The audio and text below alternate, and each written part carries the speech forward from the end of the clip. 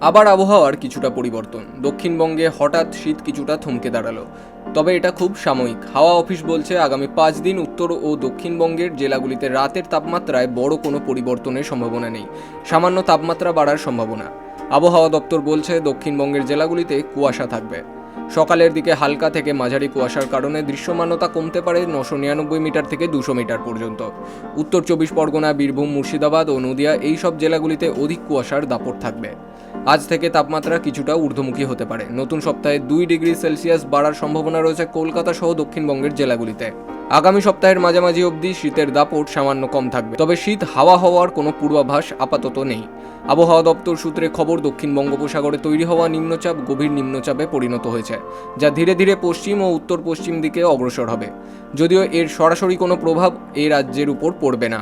আগামী কয়েকদিন কলকাতার সর্বনিম্ন তাপমাত্রা 11 থেকে 13 ডিগ্রির কাছাকাছি ঘোরাঘুরি করবে। অন্যদিকে উত্তরবঙ্গে শীতের দাপট একই রকম রয়েছে। দোসর হচ্ছে উত্তরে হাওয়া।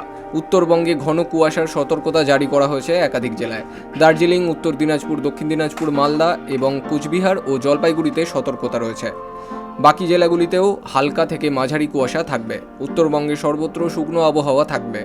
দার্জিলিং, কালিম্পং সহ সব জেলাতেই আপাতত দিনের তাপমাত্রা স্বাভাবিকের থেকে নিচে থাকার সম্ভাবনা।